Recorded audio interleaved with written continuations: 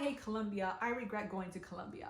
I probably spread myself out a little too thin, but I thought this man was gonna pull out a gun.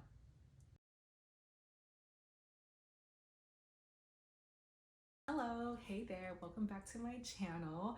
This is gonna be a sit-down video of me summarizing my 2 years at Columbia University. I went to Columbia University, Millman School of Public Health, and I pursued my master's degree in epidemiology. And for the past 2 years, like a lot of either current students or prospective students messaged me on Instagram or LinkedIn or just approached me asking about my experience going to Columbia, my experience like shortly after Columbia, the application process and everything. So this is a sit down consisting of talking points inspired by the common questions that were asked of me from these prospective students, from these interested students. And I'm gonna have different timestamps so you can like jump around. Like you probably don't want to hear about like me living in New York City, but you're probably interested to hear about the research opportunities at Columbia. So I'm gonna have the timestamps for you to kind of just like bounce around in between the videos so you guys hear what you want to hear. If my experiences involve other people, I'm not going to say names out of respect for their privacy and also like my privacy too. So I hope you guys are okay with that, and let's get into the video. Why grad school? I always knew that I was going to go to grad school. I studied global and public health science at Cornell University, and I minored in infectious diseases. And at the time I was pre-med, but I didn't really see myself being a doctor. I just wasn't envisioning myself being a doctor for the right reasons. But I did like the idea of like helping people, and I did like helping people on a population level. I loved my degree. I loved, you know, like the math and science behind it. So I was introduced to the field of epidemiology, and I decided to go down that route. My advisor gave me advice on it, and around 2019, I decided that, okay, I'm going to pursue a master's in epidemiology. And I was already looking at schools. Columbia University was one of the first schools I looked at, and it was also one like the closest schools at the time. Like it was in New York City. Cornell University was in Ithaca, New York, so I decided to take a tour of the school, and I really liked it. And then the pandemic hit. That did not change my plans on going to graduate school. Like I already knew that I was going to go to graduate school. It was a little bit difficult during the application process because everything was virtual. Out of all the universities I applied to Columbia, University of Miami, University of South Florida, University of Florida, UCLA, Boston University, Harvard, Emory, and I think those were the only schools that I applied to. And out of all the schools, I got rejected by Harvard. I got rejected by University of Florida. I put that in quotes because I think they lost my application. I never heard back from them, ever. So I'm just like, okay, you know, I'm not gonna stress about it. And then I got rejected by Emory, which was like really hard on me emotionally because Emory was my top choice. I learned that sometimes rejections are blessings in disguise. I have nothing against Emory, no hard feelings against Emory or anything like that. I made my decision based on what I prioritize. So I prioritize location and rank as like the top two most important things when it comes to choosing a school. Every person is different. Some people care about just moving back home. Some people care more about the research opportunities. Some people care about cost. I knew that wherever I was going to go, graduate school is going to be relatively expensive. So cost wasn't really like a priority for me. So I prioritized location and rank, and University of Miami and University of South Florida, I guess, were like out of the picture because like I didn't really envision myself going back to Florida. Also, I guess like the rank wasn't that high. Not saying that they weren't good schools, but I just wanted to go to a top 10 school. And then UCLA was out of the picture because I wasn't ready to move all the way to LA, which was really difficult because I really liked the school, but I wasn't ready to move all the way to the West Coast. So then it was down to BU and Columbia. I visited Boston. I went to the school and I toured a few apartments too, and I really liked the school. I really liked Boston, but it was just ridiculously expensive. And I'm like, okay, if I'm gonna spend a lot of money for the next 2 years, like might as well spend it in New York City compared to Boston. So that's one of the reasons why I chose Columbia. Also, like I had a lot of Cornell friends who were going to end up in New York City, whether that was in NYU for school, whether that was Columbia for school, or whether it was just for work or for medical school, professional school, whatever. I had friends who were already going to be in New York City, so that was actually something like really exciting. So I decided to go with Columbia, and that's how like I made my decision. Now, if I would have prioritized other things first, that would have changed my decision completely. If I would have prioritized research, then I would have gone with UCLA because I was really interested in like the maternal and child health, women's reproductive research opportunities. If I would have prioritize students, like, like me vibing with professor and students, I would have gone with BU.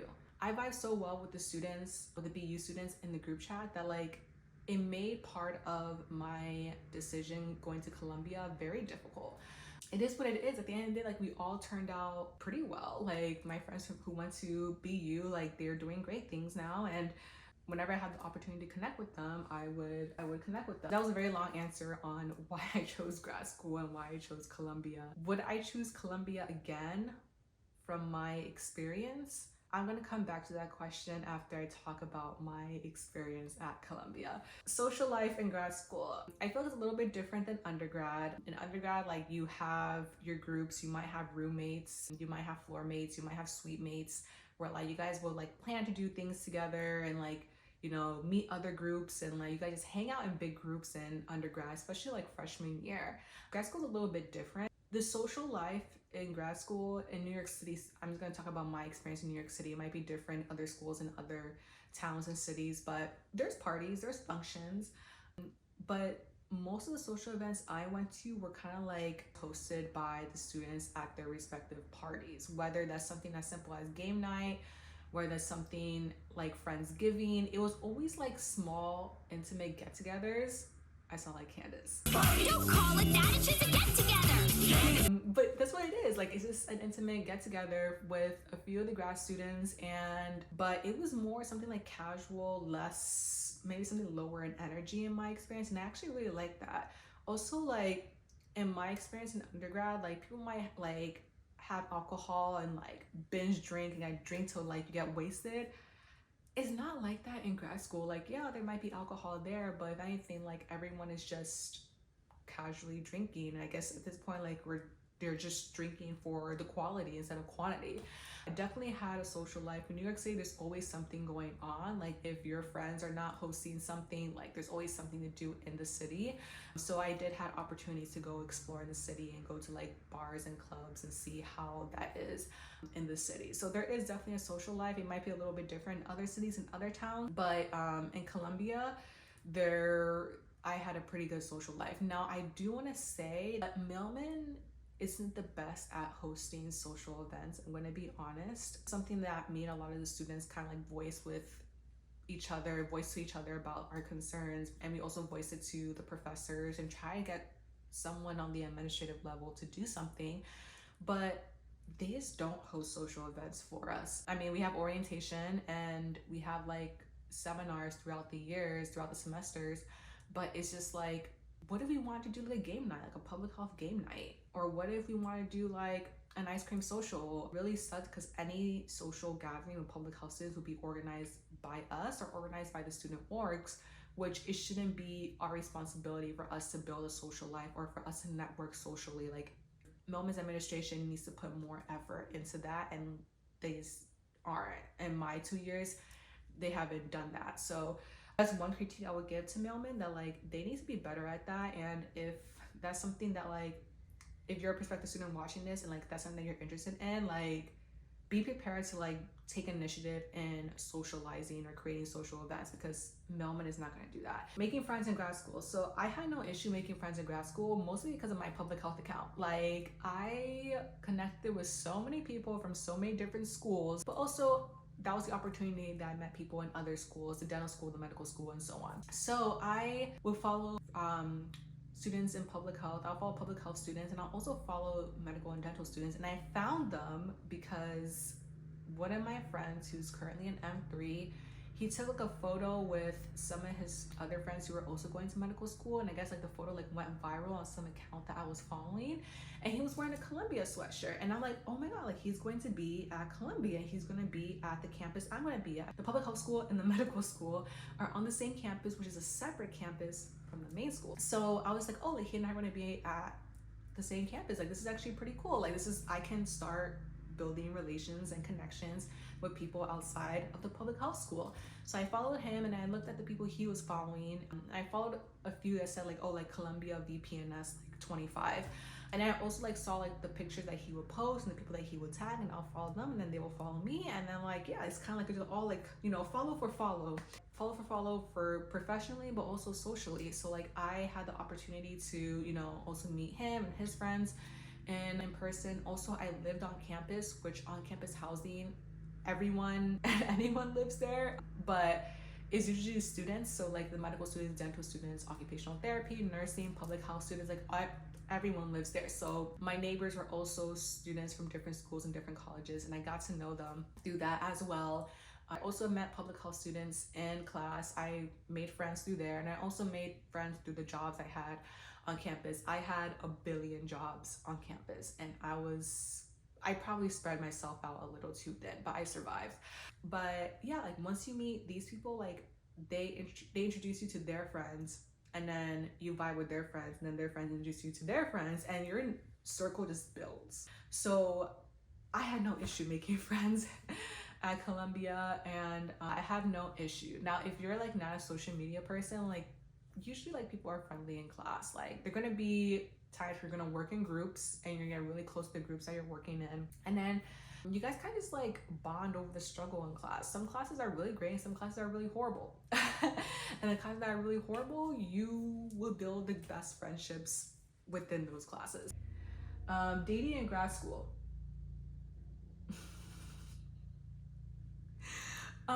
Okay, I did not find love in grad school. I met interesting guys in grad school, and yeah, you could say I went on dates here and there, but it didn't really progress into anything. And again, out of respect of my privacy and the privacy of others, I'm not gonna like say names or go into details, but it's definitely possible to date in grad school. I had friends who dated, I had friends who like found their significant others in grad school slash like professional school. And then there were also students like dating across schools and colleges, so like public health students and medical students and dental students. It wasn't like separated. Like I didn't have much success with it, which is totally fine because I told myself before I started Columbia that my main goal was to get my degree. And if I find love on the way, that's great, but my goal is not to find love. Like I'm not going to Columbia to find love. I'm going to Columbia to get my degree and get the job that I wanted to get. And I did, got my Columbia, got my degree, and left. And that's totally fine. I'm not bitter about it. I'm not upset about it. That's just life. If my person's out there, my person's out there, but I'm actually very comfortable just being by myself, not focusing on anyone, not feeling distracted or stressed because of anyone. So yeah, that's like my response to my dating life in grad school. Life in New York City, oh my god. Life in New York City, that was an adjustment. Okay, so like I moved from Florida to upstate New York for undergrad, and that was an adjustment. But at the end of the day, where I lived in Florida was suburban. Where I live in upstate New York definitely wasn't urban, suburban, rural, around there. But New York City is urban. It's an urban area. It's a city. The city life isn't for me. It took me several months to get adjusted to it. And shout out to my friends who are native New Yorkers who helped me get around because I was getting unwanted attention. And I was just like, what am I doing? I'm literally like breathing on the street, and these random people would approach me like, why? Or I would encounter a lot of the unhoused population on the streets, and I did not know how to process that because I was raised Christian. I was raised to help the less fortunate. And I had to learn how I can help this population without feeding into their not so great practices. And that was a lot for me to learn. I managed my resting face, that resting bee face. I'm an expert at it. I think I'm really good at that. So I walk around on the streets looking angry, but I had to look like I'm angry because I just don't want these people to approach me. Men just catcall like crazy. I'm just like, don't you guys have anything better to do in your life? And these are men that look like they are in their retirement age. Like it's not even like young, attractive men. But I do like how there's always something new to do in New York City every day. Yeah, life in the city was great. It was definitely an adjustment, coming from Florida, being a Southern girl, and coming to the city to get my degree. But I think the people in New York City is also hit or miss. You might meet the nicest people on earth, and then you might meet the people who came from the pits of hell. And it's just literally is a hit or miss. So that's just something that you have to look into. I felt relatively safe in the city. There was some encounters here and there, but I never felt like my safety was in jeopardy in the city. And there was some things that I encountered, some weird stuff that you see in the train and you just have to deal with it. Like one guy was arguing with another guy and he reached into his backpack. I thought this man was gonna pull out a gun, but he actually pulled out what looked like a speculum, that thing that OBGYNs do to open up a woman's hoo-ha and give her a pap smear or whatever. That's what he pulled out, and I was so confused. And I was just like, how are you gonna use that as a weapon? Matter of fact, I don't even want to see. I don't even want to know how you're gonna use that as a weapon. The next stop, I got off that train. So did many other people. One girl was crying hysterically. I wanted to cry with her. I don't know why. A 22-year-old girl crying, probably next to like an 8-year-old girl. Like, it's definitely an adjustment. New York City is a great city. A big city. You meet a lot of people. You have a lot of great, unique experiences. But the city life isn't for me. And I am very thankful that I had the opportunity to live in New York City for 2 years. Tell people that I lived there for 2 years that life isn't for me, and that's okay. Working well in grad school. Like I said, I worked a billion jobs. I probably spread myself too thin throughout graduate school, but I am thankful that Columbia had a lot of job opportunities that I could apply to. So I would apply to multiple jobs, work multiple jobs, because New York City is expensive. And I also like expensive things. I had to pick up more than one job to afford the things that I want to afford, but also to afford the things that I need. Columbia, they have a lot of job offerings, and like there were people who were friends with me and they wanted to get a job in my department, so like I would help them get the job. My department would be hosting another job and they're like, hey, like I think you'll be great for this. I think you'll be a great fit for this. And I'm just like, oh yeah, sure. Like I would love to, apply for this position. I like to try out this position. I like to see where it can go. So yeah, I had no issue working in graduate school. I had no issue balancing being a grad student and the multiple jobs I had. All the jobs I had in grad school were, I was a TA for a public health course for the Master of Science and the PhD students. I was a TA for a course that the medical students and dental students, the first years, take. I was a TA for that course. I was also a statistics instructor for high schoolers during the school year, for undergrads during the summer of 2022. And I was also an RA for the entire school year of my second year at Columbia. I lived on campus for free, and I was able to just be a go-to person for the on-campus residents. My last job was I was a TA for an epidemiology 2 course. I really enjoyed being a TA for that course. Yeah, I had a lot of teaching experience. A lot of my positions involved teaching and leadership experience. Working through grad school, Columbia was consistently advertising jobs, and I was able to get a lot of good jobs and able to afford the things that I wanted to afford. Student-professor relationship in grad school. I had a lot of great professors, a lot, and I had not so good professors. The classes were relatively big in my opinion, but I felt like I got to know my professors very well when I was TAing the courses. So that is something that I definitely suggest to people if they want to build that relationship with professors for potential recommendation letters for jobs or for PhD programs or for medical school. Definitely, go to their office hours, try to get to know them during the class. Maybe you can TA their course. That's the move. That definitely helps out a lot. Budgeting in grad school, like I said, New York City is expensive. I like expensive things. I had to set money aside for the things that I need. I set money aside for the things that I want, and when do I want to purchase the things that I want. And I also was in contact with the people in financial aid to help me like budget, my semester, to make sure that I'm not like spending too much, making sure I'm getting things that I need. Columbia is expensive when it comes to their scholarships. They do a lot of merit-based scholarships. They don't really do much need-based scholarships, which is also like a thing that like, I don't even know how to put into words. I think it's very important to do well in school, and getting a high GPA, I feel like that's really, really important. But there are some degrees that are difficult than others. It is harder to get a 3.75 in that degree compared to a 3.75 in another degree. So the merit-based scholarship being solely on GPA, I have a little bit of like mixed feelings towards that, because I do believe someone who works so hard to get a high GPA deserves that merit scholarship. but there's some people who work just as hard, who might be in a, a hard degree, might went to a school that's makes a degree very hard to get a 3.75 in, and they are not eligible for the merit scholarship because they might have a 3.5 or a 3.6. So that's my take, but it's a lot of mixed feelings. Like, I see the point of it and I respect it, but I feel like it could also be better. And then there's some scholarships that I think are based on your application essay. Those are very unique, but they also exist. So budgeting in grad school, there are resources available for that.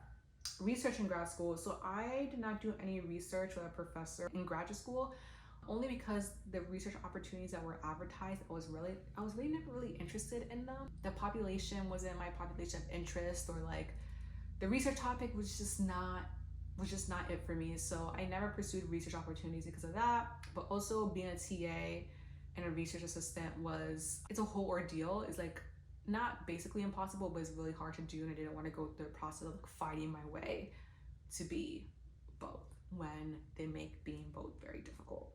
The job search in grad school. Job search in grad school. So I started my job search in grad school literally like my first semester of second year at Columbia. And the job search was very difficult. There were jobs that I applied to where I wouldn't even hear back from them. I thought it was just me, but other Columbia students were having a little bit difficulty getting jobs. So I thought, I'm like, oh, it's just Columbia. But when I talked to my colleagues from Johns Hopkins, UMich, like other schools that were just as great, probably even better than Columbia, they also said like, oh, like the job market wasn't the best this year. So I think the job search is also dependent on the job market.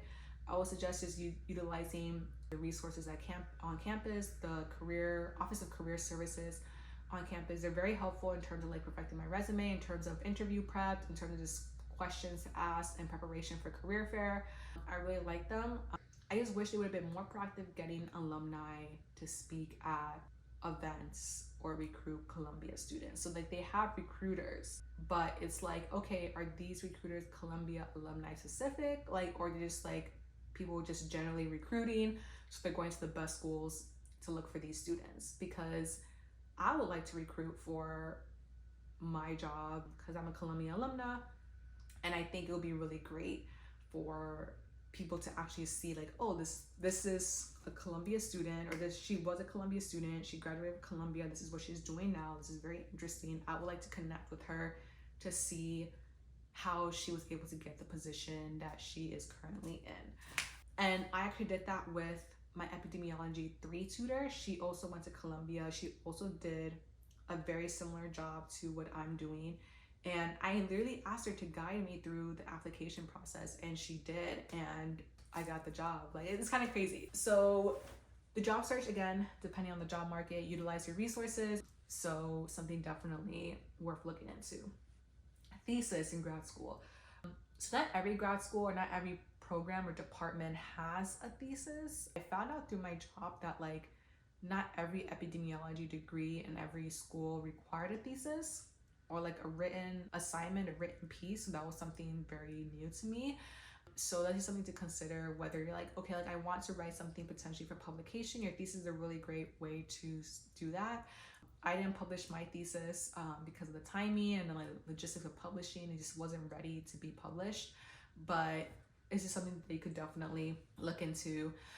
Columbia requires it for the epi department. I think maybe biostats. I'm not sure for biostats. I know for the health policy management, they don't have a thesis. In population and family health, I don't think they have a thesis, or I think they have like a different type of capstone project for their degree. But I just something to look at. I know for the epi department, we have a thesis that we have to complete. I just think that there could have been better planning in regards to starting the thesis on the faculty and administrative level to give us students better guidance on how to start it. Because I started my thesis in the summer, and I didn't finish until April. Like I started my thesis like June of 2022. I didn't finish till April 2022. And it could be because I was committed to a lot of things. Like I didn't dedicate as much time as I needed to complete it ahead of time. But I had friends who were submitting their thesis like days before graduation. And it was intense. I think, again, has nothing to do with them. I think there's just better planning for the graduate students by the faculty and administrative level.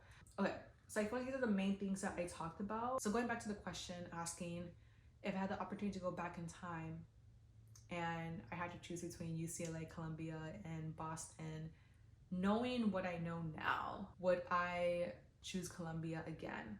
And I would say yes. I do not regret going to Columbia. I think Columbia had a lot of great things to offer that I took advantage of. I had a lot of great experiences at Columbia, a lot of bad experiences too. But I don't think those bad experiences would have been avoidable if I would have went to BU or UCLA. Also, this is very like counterfactual, but like I don't know what my experience would have been if I would have went to BU or UCLA. I'm not sure if I would have still ended up in this position if I would have went to the other schools. They're really great schools. They produce a really great researchers and scientists and policymakers and data analysts. Like my friends who went to those schools are doing great things now. So I have nothing bad to say about those schools. And then I say Columbia is better than those schools. I'm not sure how those schools are. I never went there. Yeah, like I would do it again. I do not regret going to Columbia. I do have some friends who are just like, I hate Columbia. I regret going to Columbia. I don't feel that. I feel the complete opposite. I'm glad I went to Columbia, and that's just my experience. And I hope that other students have a better experience than I had at Columbia. So that's basically my very long summary, but my experience at Columbia, being a Columbia student, a public health grad student.